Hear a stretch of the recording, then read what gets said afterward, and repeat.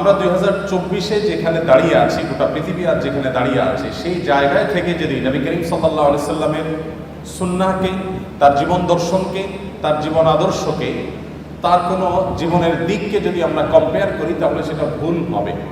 কারণ আজকের পৃথিবীতে অনেক কিছু অনেক সহজ হয়েছে, যেটা 1400 বছর আগের পৃথিবীতে ছিল না। আপনাকে ক্ষণিকের জন্য 1400 বরং 1450 বছর আগে ফিরে যেতে হবে, যে সেই বাস্তবতায় নবী করিম সাল্লাল্লাহু আলাইহি সাল্লাম যে কাজগুলো করেছেন সেটা আসলে কতটা সম্ভবপর ছিল, কতটা চ্যালেঞ্জিং ছিল, কতটা একজন মানুষের কল্পনার অতীত ছিল। এই জিনিসটি আমাদের নবী করিম সাল্লাল্লাহু আলাইহি সাল্লামের সিরাতের যে কোনো আলোকপাত করার আগে মাথায় রাখতে হবে যে আমরা আজকে 2024 সনের গল্প বলছি না, আমরা গল্প বলছি আজ থেকে 1500 বছর আগে। যেমন ধরুন জ্ঞানের কথা বলি আমরা, এখন জ্ঞান অর্জনের গুরুত্ব নিয়ে খুব বেশি ওয়াজ, নসিহত, লেকচার, বক্তব্য দেওয়ার প্রয়োজন হয় না। একজন সাধারণ কৃষক, দিনমজুর, একজন খেটে খাওয়া মানুষ, তিনিও তার সন্তানকে তার জীবনের সমস্ত কিছু দিয়ে হলেও শিক্ষিত করবার চেষ্টা করেন, কারণ তিনি জানেন যে শিক্ষা ছাড়া আজকের পৃথিবীতে কোনো গত্যন্তর নেই। কিন্তু পৃথিবী যখন 1450 বছর আগের বাস্তবতায় ছিল, যখন শিক্ষা ছিল সমাজের সবচেয়ে গুরুত্বহীন একটি বিষয়, যখন শিক্ষার কোনো মূল্য সেই সমাজে ছিল না, এইরকম সমাজের বুকে দাঁড়িয়ে সর্বপ্রথম নির্দেশ ইকরা, এটা আল্লাহর পক্ষ থেকে যে এসেছে, নবী সাল্লাল্লাহু আলাইহি সাল্লামের পবিত্র মুখ থেকে নিঃসৃত হয়েছে, উচ্চারিত হয়েছে, এটাকে, এর যথার্থতাকে, এর যথাযথ মূল্যায়ন যদি আমাদেরকে করতে হয়, তাহলে সেই বাস্তবতায় ফিরে গিয়ে তারপর ইকরা বিসমি রাব্বিকাল্লাযী খালাক আমাদেরকে পাঠ করতে হবে। সম্মানিত উপস্থিতি, প্রিয় নবী সাল্লাল্লাহু আলাইহি সাল্লামের লাইফস্টাইল বা তার জীবনযাপনের পদ্ধতি নিয়ে আমরা হয়তো খুব বেশি কথা বলতে পারবো না অল্প সময়ে। নবী করিম সাল্লাল্লাহু আলাইহি সাল্লাম সম্পর্কে আমরা অনেকে জেনে থাকবো যে তিনি খুব সাদাসিধে জীবনযাপন করতেন, অনাড়ম্বর জীবনযাপন করাকে তিনি খুব বেশি পছন্দ করতেন। তার জীবনে ব্যক্তিত্বের কোনো ত্রুটি, দুর্বলতা কিছুই ছিল না। আবার অহমিকা, প্রদর্শনেচ্ছা, প্রদর্শনের প্রতি আগ্রহ এবং শো অফ করার মতো কোনো বিষয়, কোনো ছিটে ফোটা নবী রাসূলুল্লাহ সাল্লাল্লাহু আলাইহি ওয়াসাল্লামের জীবনে মোটেও ছিল না। তিনি যখন চলাফেরা করতেন, কোথাও যেতেন, তার জীবনে ঘোড়ায় চড়ার ইতিহাস যেমন ছিল, অভিজাত বাহন তখনকার যুগের উটে চড়ার অভ্যাস যেমন তার ছিল, ঠিক একইভাবে গাধায় চড়তেও তার কখনো দ্বিধা হতো না। তিনি গাধায়ও চড়েছেন।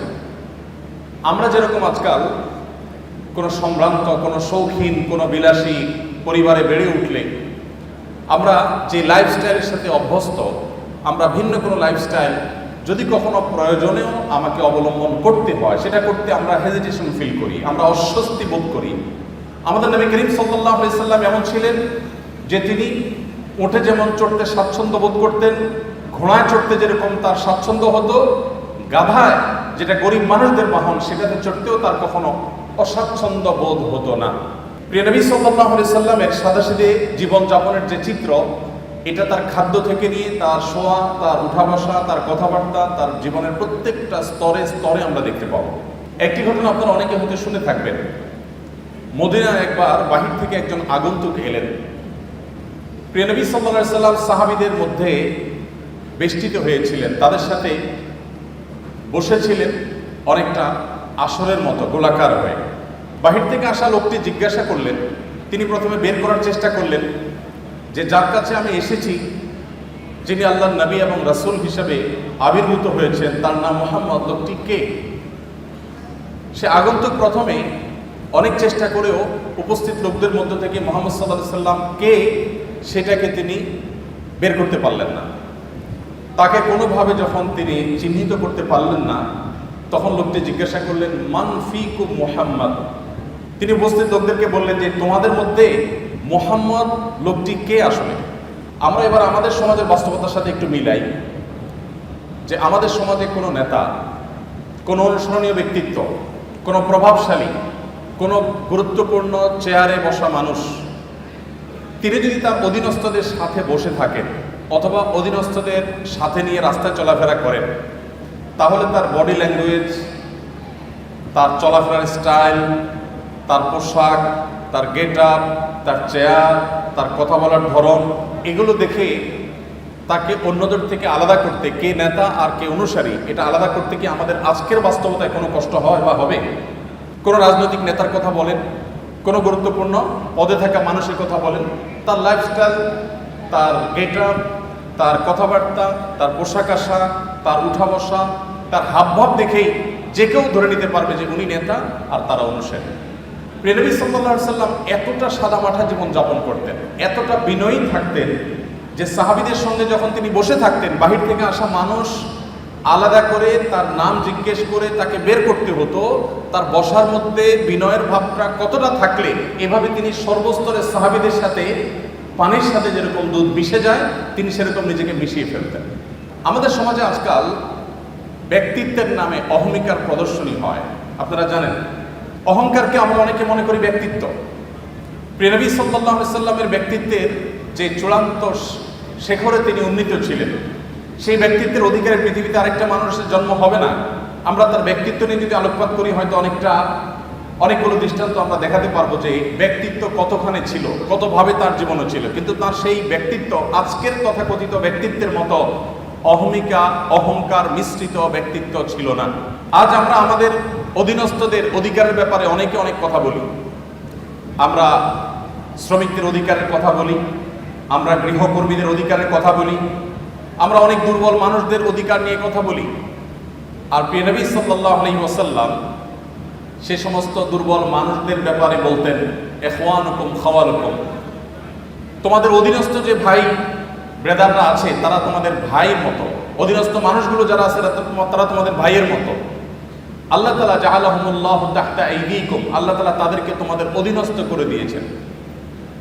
অতএব তোমরা যা নিজেরা খাও তাদেরকে তা খাওয়াও, তোমরা যা পরিধান করো তাদেরকে তা পরিধান করাও। আজও পৃথিবীতে এমন কোনো মানুষ হয়তো দেখা কঠিন হবে, এমন কোনো মানুষ হয়তো খুঁজে পাওয়া কঠিন হবে যে মানুষ তার অধীনস্থ কর্মী এবং তার গায়ের পোশাক একই রকমের হতে পছন্দ করে। নবী করিম সাল্লাল্লাহু আলাইহি ওয়াসাল্লাম সেটা করতেন। অর্থাৎ তার বিনয় এবং তার ব্যক্তিত্ব, এই দুটির কোনোটির মধ্যে কখনো এরকম কোনো গ্যাপ থাকতো না যে সেখানে কোনো প্রকার অহমিকা প্রদর্শন হতে পারে, অহমিকা প্রবেশ করতে পারে। নবী করিম সাল্লাল্লাহু আলাইহি ওয়াসাল্লাম তিনি শুধুমাত্র সমাজের অভিজাত শ্রেণীর মানুষের সাথে বন্ধুতা করতেন না। আমাদের গুরুত্বপূর্ণ পদে থাকা মানুষগুলো, তাদের বন্ধুত্বের যে লেয়ার থাকে, শ্রেণী থাকে, সে মানুষগুলো থাকে সমাজের এলিট।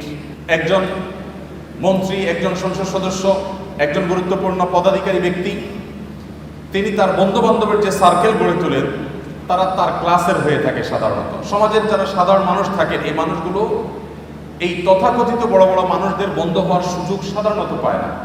মুহাম্মদ সাল্লাল্লাহু আলাইহি ওয়াসাল্লাম সেই মানুষ ছিলেন যে তার বন্ধুত্বের তালিকার মধ্যে যাদের নাম খুব জোরে সোরে চলে আসে তাদের মধ্যে একজন ছিলেন আবু যর গিফারী রাদিয়াল্লাহু তাআলা আনহু, যিনি নবী সাল্লাল্লাহু আলাইহি ওয়াসাল্লামকে তার খলিল, তার ঘনিষ্ঠ বন্ধু, পরম বন্ধু হিসাবে যিনি পরিচয় দিতেন।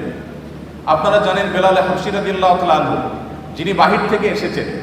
আরবের মানুষদের মধ্যে যে বাহিরের মানুষদের প্রতি এক ধরনের মানসিকতা তাদের আছে, যে মানসিকতাটা সমালোচনাযোগ্য, বেশিরভাগ আরবের মানুষের মধ্যে সেই মানসিকতা আছে। আপনারা জানেন তারা বাহিরের মানুষদেরকে অনেকটা মানুষ মনেই করে না। এই রেসিজম তাদের মধ্যে খুব ভয়াবহ আকারে তখন ছিল। সেজন্য নবী করিম সাল্লাল্লাহু আলাইহি ওয়াসাল্লাম সেই ভেদাভেদ তুলে দিয়েছেন এবং তিনি বেলাল হাবশী রাদিয়াল্লাহু তাআলা আনহু, যিনি ইথিওপিয়া থেকে এসেছেন, ইথিওপিয়া থেকে আসা একজন নিগ্রো সাহাবীকে পরম আপন করে নিয়েছেন তা নয়, বন্ধু করে নিয়েছেন তা নয়, তার মুয়াজ্জিন হিসাবে নিয়োগ দিয়েছেন। নবী সাল্লাল্লাহু আলাইহি ওয়াসাল্লামের পরে মসজিদে যার পদ সবচেয়ে গুরুত্বপূর্ণ, সেই ব্যক্তি একজন আজাদকৃত কৃতদাস, বাহির থেকে আসা মানুষ এবং গায়ের রং যার কালো।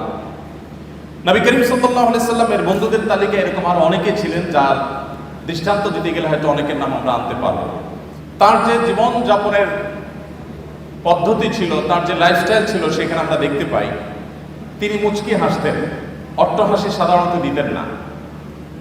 ব্যক্তিত্বের পরিপন্থী হাসি তিনি কখনো দিতেন না, তবে আবার ভাবগাম্ভীর্যটা এত বেশি ছিল না, যার কারণে তিনি স্বাভাবিক যে হাসি, স্বাভাবিক যে হাস্যরস, স্বাভাবিক যে বিনোদন, এগুলো কোনোটির কোনো ঘাটতি তার মধ্যে ছিল না, বরং তিনি মুচকি হাসি দিতেন এবং সাহাবীদের কেউ কোনো হাসির কথা বললেন তিনি হাসতেন। আবার তিনিও এমন কথা বলতেন যেটাতে সাহাবীরা অনেক সময় হেসে উঠেন, কিন্তু সেই হাসিটা কখনো অট্ট হাসি ছিল না, দৃষ্টিকটু হাসির পর্যায়ে ছিল না।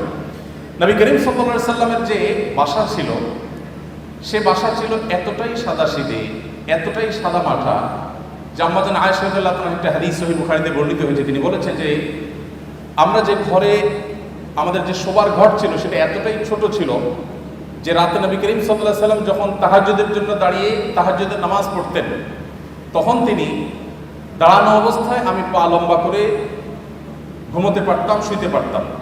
যখন নবীজি সাল্লাল্লাহু আলাইহি সাল্লাম সেজদায় যেতেন বা বৈঠক করতেন, তখন জায়গাটা এত সংকীর্ণ হতো যে আমার হাঁটুকে আমি গুটিয়ে নিয়ে তারপর নবী সাল্লাল্লাহু আলাইহি সাল্লামকে সেজদার জায়গা করে দিতে হতো।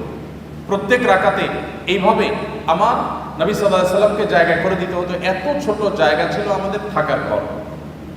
অথচ নবী সাল্লাল্লাহু আলাইহি সাল্লাম তখন মদিনার রাষ্ট্রপ্রধান ছিলেন, তখন মদিনা রাষ্ট্র তার কর্তলগত।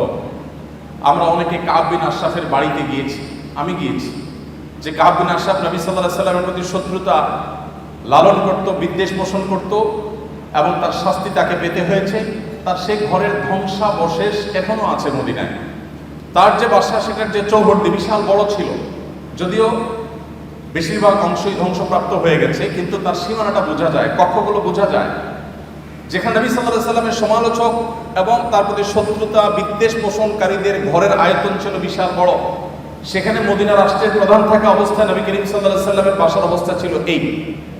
নবী করিম সাল্লাল্লাহু আলাইহি সাল্লামের বাসার মধ্যে মাঝে একটা, তিনি যে ঘরে থাকতেন সেখানে মাঝে একটা রশি জাতীয় কিছু ছিল, সেখানে কাপড় ঝুলিয়ে দিতেন। বাহির থেকে আসা কারোর সাথে পর্দার আড়ালে থেকে তিনি কথাবার্তা সারতেন এবং মিটিং সিটিং করতেন। নবী করিম সাল্লাল্লাহু আলাইহি ওয়াসাল্লাম তার জীবনযাপনের পদ্ধতির মধ্যে আমরা দেখতে পাই যে তিনি নিজের হাতে কাজ করা পছন্দ করতেন। হস্তশিল্প এবং নিজের হাতে উপার্জন করাটাকে তিনি সবচেয়ে বেশি প্রায়োরিটি দিতেন এবং নিজের ছোটখাটো ক্ষুদ্র কাজগুলো নিজে করা পছন্দ করতেন, ভালোবাসতেন এবং পরিবারকে তাদের কাজে সহযোগিতা করতে তিনি পছন্দ করতেন। দাম্পত্য জীবনে যে স্বামী স্ত্রীর মধ্যে টুকটাক বোঝাপড়ার গরমিল হয়, নবী সাল্লাল্লাহু আলাইহি সাল্লামের জীবনেও এমনটি কম বেশি ঘটেছে। ছোট ছোট ইস্যু হলেও তার জীবনেও ঘটেছে। একবার একজন স্ত্রী উম্মুল মুমিনিন তার বাসায় আরেকজন স্ত্রীর বাসা থেকে একটা বাটি থেকে নবী সাল্লাল্লাহু আলাইহি সাল্লামের জন্য খাবার এলো। কাজের মেয়ে যখন খাবারটি নিয়ে আসলো, যে স্ত্রীর ঘরে তিনি ছিলেন, সতীর সুলভ যে ঈর্ষা থাকে সেই জায়গা থেকে তিনি বিষয়টিকে ভালোভাবে নিলেন না, বরং সে মেয়ের হাত থেকে বাটিটা নিয়ে ছুঁড়ে ফেলে দিলেন। বাটি ভেঙে দু টুকরা হয়ে গেল এবং খাবারগুলো সব নষ্ট হয়ে গেল।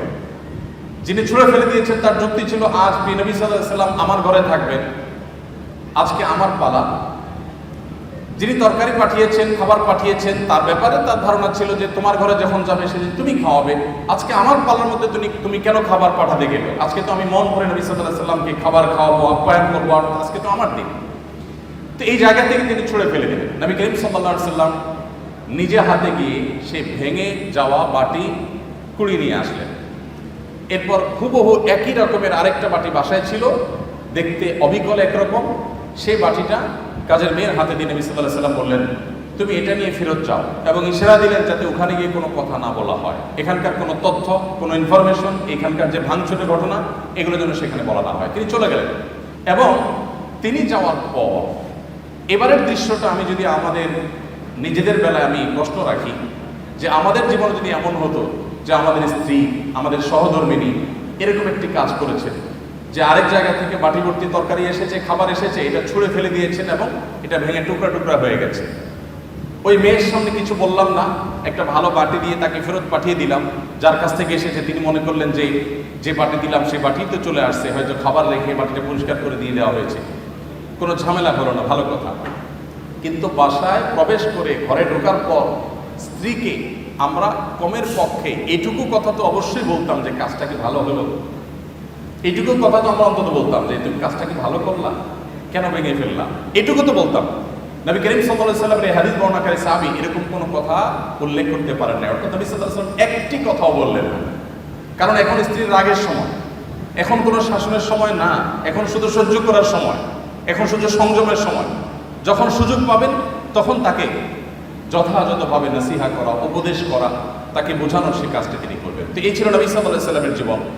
তিনি সংযমী ছিলেন এবং সহনশীল ছিলেন। কেউ তাকে অসংযমী হয়েছে, রাগান্বিত হয়ে গেছে, রাগান্বিত হয়ে কখনো সীমা ছাড়িয়ে গেছে, আল্লাহ এরকম কোনো দৃশ্য কেউ কখনো দেখেনি। নবী সাল্লাল্লাহু আলাইহি সাল্লাম যিনি জীবনে পৃথিবীর আলো দেখবার আগেই বাবাকে হারিয়েছেন, মাতৃগর্ভে থাকা অবস্থায় বাবাকে হারানোর পর দুনিয়ার আলো দেখার পরই মাকে হারিয়েছেন। এর কিছুদিন যেতে না যেতেই একমাত্র আশ্রয় দাদাকে হারিয়েছেন। তার কিছুদিন পর যেতে না যেতেই তার একমাত্র আশ্রয়দাতা চাচাকে হারিয়েছেন। তার সবচেয়ে বড় সান্ত্বনার জায়গা তার সহধর্মিণী খাদিজা রাদিয়াল্লাহু আনহাকে হারিয়েছেন। এতগুলো ঘটনা যখন একসাথে একাধারে ঘটলো, মাটির নিচের পাওয়ার নিচ থেকে মাটি একটার পর একটা যখন সরে যেতে লাগলো, এত বাধার পরও আমরা দেখি প্রিয় নবী সাল্লাল্লাহু আলাইহি ওয়াসাল্লাম এত বাধা বিপত্তি, মক্কাবাসীর শত্রুতা, এত কিছুর পরও জীবনে কখনো খেই হারিয়ে ফেলা বলতে যেটাকে বুঝি আমরা, মানুষ নিজের নিয়ন্ত্রণ হারিয়ে ফেলা বলতে যেটাকে বুঝি, এরকম কোনো দৃশ্য নবী সাল্লাল্লাহু আলাইহি ওয়াসাল্লামের সিরাতের তার জীবনের কোনো অংশে কেউ, তার শত্রুরাও কেউ দেখাতে পারবে না যে তিনি রাগের চোটে কখনো খেই হারিয়ে ফেলেছেন, নিয়ন্ত্রণ হারিয়ে ফেলেছেন, কখনো রাগান্বিত হয়ে সরি বলতে হয়েছে তাকে, এরকম কোনো দৃশ্য তার জীবনে কখনো ঘটেনি। তবে যদি কখনো আল্লাহর কোনো বিধান পরিপন্থী কোনো কিছু হতো, আল্লাহর কোনো আইন, আল্লাহর কোনো বিধানের বিরুদ্ধে কেউ কথা বলতো, সেরকম পরিস্থিতিতে নবী করিম সাল্লাল্লাহু আলাইহি ওয়াসাল্লাম প্রচণ্ড রেগে যেতেন। কিন্তু তার সে রাগ, সেটা কখনো তাকে খেই হারিয়ে ফেলার লেভেল পর্যন্ত নিত না। তার মুখ দিয়ে কখনো কটু কথা বের হতো না, তার থেকে কখনো অসৌজন্যমূলক আচরণ প্রকাশ পেত না। তিনি যখন রাগান্বিত হতেন, তার চেহারা রক্তিম বর্ণের হয়ে যেত, লাল হয়ে যেত, আঙ্গুর যেরকম চিবালে রক্তিম লাল হয়ে যায়। নবী সাল্লাল্লাহু আলাইহি ওয়াসাল্লাম যখন রাগান্বিত হতেন, বিশেষ করে যখন আল্লাহর কোনো বিধান লঙ্ঘন হতে দেখতেন, তখন তার চেহারা মোবারক লাল হয়ে যেত। প্রিয় নবী সাল্লাল্লাহু আলাইহি ওয়াসাল্লামের লাইফস্টাইলের দিকে তাকালে আমরা দেখতে পাই যে তিনি যখন খাবার গ্রহণ করতেন, তিনি কোনো খাদ্যের দোষ ধরতেন না। কোনো খাবার তার সামনে এলে পছন্দ হলে খেতেন, আর পছন্দ না হলে তিনি রেখে দিতেন, কখনো দোষ ধরতেন না। কানা নবী সাল্লাল্লাহু আলাইহি ওয়াসাল্লাম লা ইয়াইবু তাআমা কাত্তু, নবী সাল্লাল্লাহু আলাইহি ওয়াসাল্লাম কখনো কোনো খাবারের দোষ ধরতেন না। এই হাদিসের মধ্যে কত্তু একটা শব্দ এসেছে শামাইলে তিরমিজিতে। কত্তু মানে হলো কখনো, তার মানে তার জীবনে কখনো খাবারের দোষ ধরার ঘটনা ঘটেনি। আমরা অনেক মুসলমান আছি, অনেক গুণে গুণান্বিত। আমি জানি না এরকম মুসলমান আমাদের সমাজে কয়জন আছেন। আমরা এখানে যারা আছি তারা কেউ বলতে পারবো কিনা যে আমার এই ক্ষুদ্র জীবনে, ফেলে আসা জীবনে আমি কখনো কোনো খাবারের দোষ ধরি নাই। আমার ভালো লাগছে তো খাইছি, আর না হলে নাই। খাবারের দোষ ধরেন নাই জীবনে কখনো, এরকম মানুষ এখানে আছেন? একজন আছি আমরা? থাকলে হাত তুলতে পারেন। একজন হাত তুলছেন। আপনি খাবারের দোষ কখনো ধরেন নাই? লবণ কম হয়েছে, এর চেয়ে ভালো হইতে পারত, এরকম কখনো বলেন নাই? মাশাআল্লাহ, তো আপনি তো মহামানব। বসেন। দেখুন, এক এলাকায় একজন হুজুর ছিলেন। এলাকার প্রায় সব বাসায় হুজুরের দাওয়াত খাওয়া শেষ। কোনো মহিলা রান্না করে ওই হুজুরকে খাবার খাইয়ে কখনো শান্তিতে থাকতে পারতো না। প্রত্যেকটা দাওয়াতের পর ওই হুজুর একটা না একটা দোষ বাইর করতেন। হয় এখানে লবণ একটু কম হয়েছে, না হলে ওখানে হলুদটা একটু কম হয়েছে, কালারটা একটু ত্রুটি আছে, কোনো না কোনো দোষ তিনি ধরতেন। সেই এলাকায় একজন শিক্ষিত পুত্রবধূ এলেন বাহির থেকে। আসার পর তিনি এই হুজুর সম্পর্কে যখন ধারণা পেলেন যে একজন হুজুর আছেন, এই হুজুরের কেউ খাইয়ে সন্তুষ্ট করতে পারেন না, উনি একটা না একটা দোষ ধরেন। যদিও হুজুর মানুষ দোষ ধরার কথা না, নবী সাল্লাল্লাহু আলাইহি ওয়াসাল্লাম সুন্নাহর খেলাফ। যাই হোক, এটা কতটা বাস্তব ঘটনা তাও জানি না, বাকি গল্প হিসাবে শিক্ষণীয় সেই হিসাবে বলা। তো পরে ওই শিক্ষিত পুত্রবধূ তিনি হুজুরের সমস্ত দোষগুলোর তালিকা করলেন যে উনি কোন কোন দোষ ধরেন সাধারণত।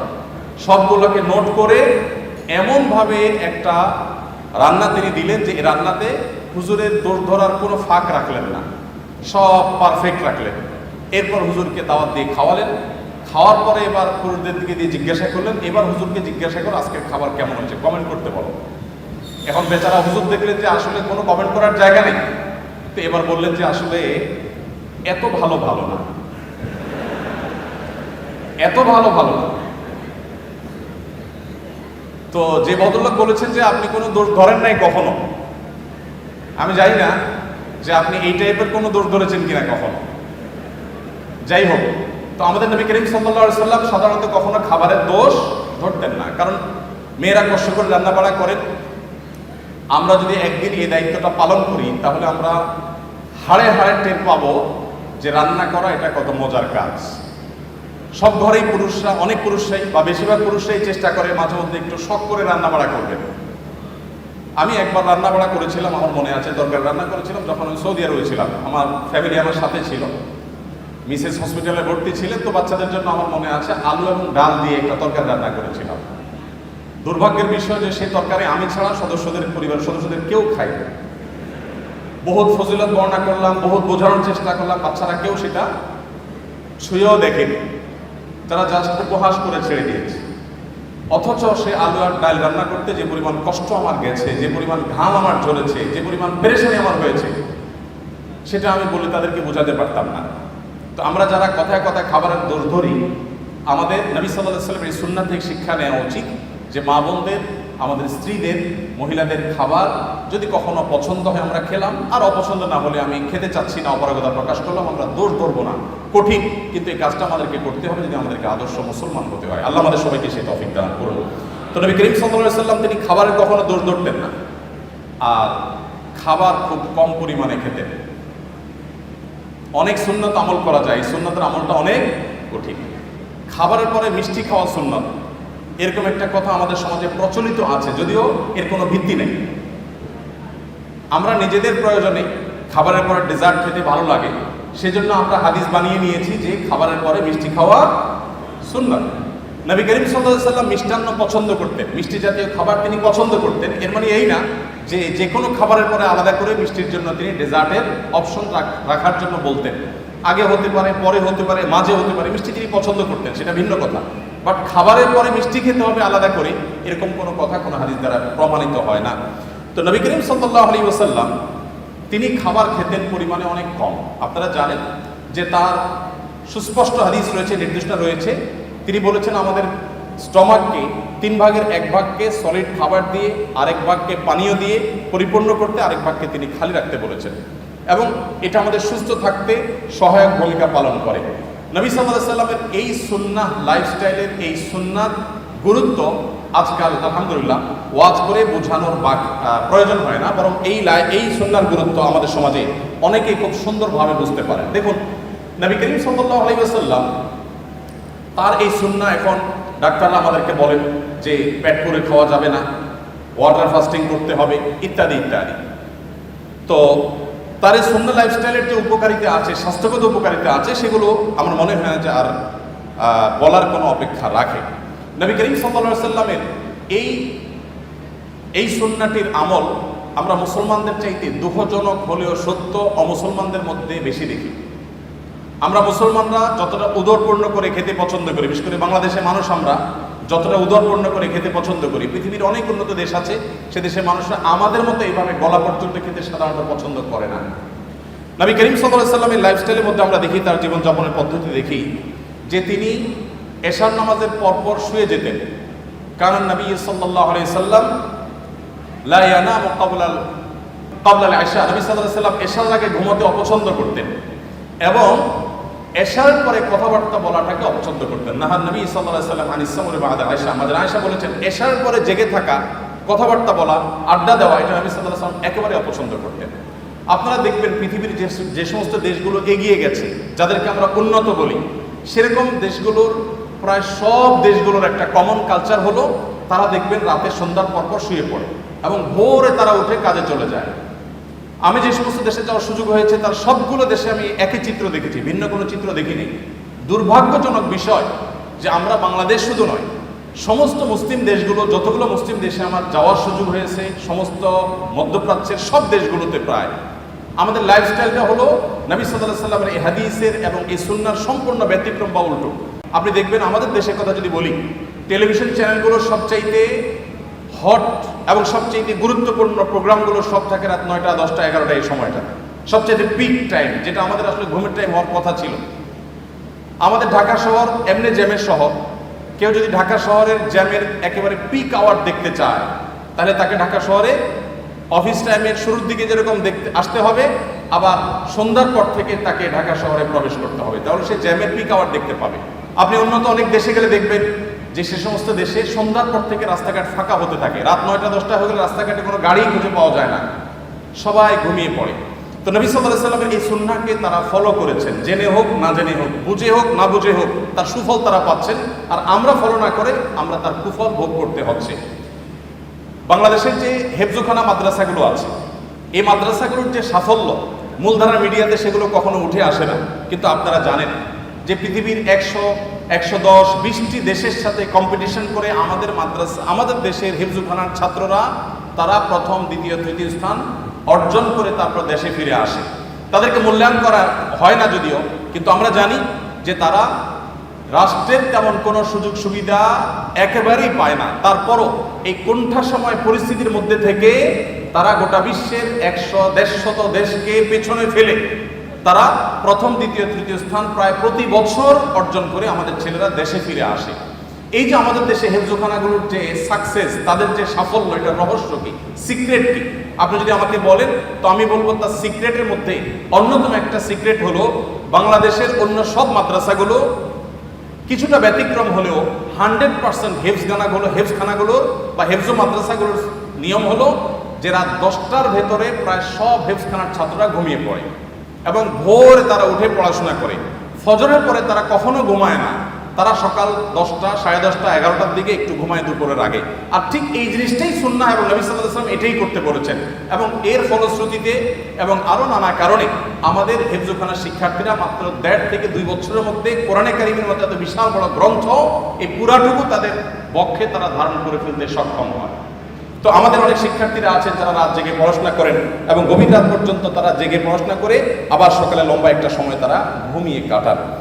তো নবী সাল্লাল্লাহু আলাইহি ওয়াসাল্লামের সুন্নাহর পরিপন্থী এটি, এবং তার লাইফস্টাইল ছিল যে তিনি এশার পরে শুয়ে পড়তেন, একদম কথাবার্তা বলা পছন্দ করতেন, যত আলাপ সালাপ সব এশার আগে করতেন। নবী করিম সাল্লাল্লাহু আলাইহি ওয়াসাল্লামের যে জীবনযাপনের পদ্ধতি, তার যে লাইফস্টাইল ছিল, সেখানে আমরা দেখতে পাই তিনি প্রতি সপ্তাহে 2টা করে রোজা রাখতেন, সোমবার এবং বৃহস্পতিবার, আর প্রতি মাসে 3টা করে রোজা রাখতেন, চাঁদের 13, 14, 15। আমাদের যে মাঝে মধ্যে ফাস্টিং করা উচিত, এটা আমাদের ডাক্তাররা এখন বলেন, আমাদের চিকিৎসকরা এখন বলেন যে আমাদের মাঝে মধ্যে না খেয়ে থাকা উচিত, এটা আমাদের স্বাস্থ্যের জন্য ভালো। নবী করিম সাল্লাল্লাহু আলাইহি সাল্লাম সেই কাজটি করতেন সেই 1450 বছর আগে থেকে। নবী করিম সাল্লাল্লাহু আলাইহি সাল্লাম যখন কথা বলতেন, তিনি কারোর সাথে যখন কথা বলতেন পরিপূর্ণ মনোযোগী হয়ে কথা বলতেন। কখনো ঘাড় ফিরিয়ে অহমিকা প্রদর্শন হতে পারে, অবজ্ঞা বোঝা যেতে পারে, এভাবে কোনোদিন কারোর সাথে কথা বলতেন না। নবী করিম সাল্লাল্লাহু আলাইহি সাল্লামের সিরাতের একটি দিক আমরা হয়তো অনেকে ইতিপূর্বে নাও শুনে থাকতে পারি, তা হলো তিনি যেরকম পৃথিবীর ইতিহাসের সবচেয়ে শ্রেষ্ঠ বক্তা ছিলেন, তার বক্তব্য যেরকম সবচেয়ে সুন্দর ছিল সব দিক থেকে, তিনি কিন্তু পৃথিবীর সবচেয়ে শ্রেষ্ঠ শ্রোতাও ছিলেন। যখন তিনি কারোর সাথে কথা বলতেন বা কারোর কথা তিনি শুনতেন, তখন পরিপূর্ণ মনোযোগ দিয়ে শুনতেন, ঘাড় ঘুরিয়ে কারোর কথা শুনতেন না, পরিপূর্ণ মনোযোগ দিয়ে শুনতেন। যখন কেউ কথা বলতো, তিনি কথা বলে থামার আগ পর্যন্ত নবী সাল্লাল্লাহু আলাইহি ওয়াসাল্লাম সাধারণত ইন্টারফেয়ার করতেন না। যখন কেউ তার সাথে হ্যান্ডশেক করতো, মুসাফা করতো, তখন তিনি নিজে থেকে হাতটা ছাড়াতেন না, বরং যিনি মুসাফা করেছেন তিনি ছাড়ানো পর্যন্ত অপেক্ষা করতেন। নবী করিম সাল্লাল্লাহু আলাইহি ওয়াসাল্লামের যে সৌজন্যতা, এটা আমি আবারও বলি, আজ 2024-এর সৌজন্যের সাথে মেলালে হবে না। 1450 বছর আগে চলে যান, সেই পৃথিবীতে যে বাস্তবতা ছিল তখনকার সময় নবী সাল্লাল্লাহু আলাইহি ওয়াসাল্লাম এই সৌজন্যতাকে এস্টাবলিশ করেছিলেন। নবী করিম সাল্লাল্লাহু আলাইহি ওয়াসাল্লাম তিনি পরিচ্ছন্ন থাকা পছন্দ করতেন। তার সাদাসিধে জীবনযাপন দেখে এটা মনে করার কোনো কারণ নেই যে তিনি, অনেক মানুষ আছেন যে খুব সাদামাটা জীবনযাপন করেন, অপরিচ্ছন্ন, অপরিপক্ক বা আগোছালো। নবী করিম সাল্লাল্লাহু আলাইহি ওয়াসাল্লামের জীবনযাপন ছিল খুবই পরিশীলিত, খুবই মার্জিত, খুবই পরিচ্ছন্ন, খুবই গোছানো, কিন্তু সেটার মধ্যে কোনো অহংকার ছিল না, প্রদর্শন করার মানসিকতা ছিল না, শো অফ করার মানসিকতা ছিল না। এই জন্য নবী করিম সাল্লাল্লাহু আলাইহি ওয়াসাল্লাম আমাদেরকে যে জীবন বিধান দিয়েছেন, সেখানে আমরা দেখতে পাই যে তিনি ওযু করতেন প্রত্যেক ওয়াক্তে, তিনি মিসওয়াকের নির্দেশ দিয়েছেন, বাসায় প্রবেশ করার আগে, পরিবারের লোকদের সাথে কথা বলার আগে মিসওয়াক করে তারপর প্রবেশ করতেন। কোনো গুরুত্বপূর্ণ মিটিংয়ে যাবেন, মিসওয়াক করে তারপরে যেতেন, যাতে মুখের দুর্গন্ধ বের না হয়। জুমার দিনে সবাই সমবেত হবে, সেখানে সবাইকে মিসওয়াক করে আসতে, গোসল করে আসতে নির্দেশ দিয়েছেন। পরিচ্ছন্নতা, পরিপাটি থাকা এবং পরিশীলিত থাকার যত রকমের দিক হতে পারে তার সবগুলো নির্দেশ নবী সাল্লাল্লাহু আলাইহি ওয়াসাল্লাম দিতেন। নবী করিম সাল্লাল্লাহু আলাইহি ওয়াসাল্লাম তিনি ভাব গাম্ভীর্যের কোনো কমতি তার ছিল না। তিনি বলেছেন, নুসরিতু বির-রু'ব, আল্লাহর তরফ থেকে ভাব গাম্ভীর্য দিয়ে আমাকে সাহায্য করা হয়েছে। তাকে দেখে দূর থেকে অনেক তার শত্রুরা পর্যন্ত তার কাছে মাথা নত করতে বাধ্য হতো। তার ব্যক্তিত্বের যে আভা তার চেহারায় ফুটে উঠতো, এটা দেখে এটার কাছে বহু অমুসলিমেরা হার মেনেছে এবং সারেন্ডার করেছে। তার এই ব্যক্তিত্ব যেমন ছিল, আবার পাশাপাশি তিনি রসিকতাও করতেন, সাহাবীদের সাথে বিবিধ সময় হাস্যরস করতেন, এমন কৌতুক করতেন যে সবাই হেসে উঠতো, সবাই আনন্দ পেত। এবং তার সেই ব্যক্তিত্ব, তার সেই ভাব গাম্ভীর্য আজকে আমাদেরকে যেরকম ভাব গাম্ভীর্যের কারণে অনেককে অহংকারী করে তোলে, এটা তার মধ্যে ছিল না। আল্লাহ রাব্বুল আলামিন তার জীবনের এই সমস্ত ভালো দিকগুলো দিয়ে আমাদের জীবনকে আলোকিত করে আমাদের এই জীবনকে দুনিয়াতে সাফল্য মণ্ডিত করুন এবং আখিরাতে আমাদের সবাইকে আল্লাহ জান্নাতুল ফিরদাউসের অধিকারী হওয়ার উপযুক্ত হওয়ার তৌফিক দান করুন। আল্লাহ রাব্বুল আলামিন প্রিয় নবী সাল্লাল্লাহু আলাইহি সাল্লামের জীবন আদর্শকে আমাদের জীবনের অবলম্বন হিসাবে গ্রহণ করা, তার সুন্নাহকে অনুসরণ করার তৌফিক দান করুন। আস-সুন্নাহ ফাউন্ডেশন, উম্মার স্বার্থে সুন্নাহর সাথে।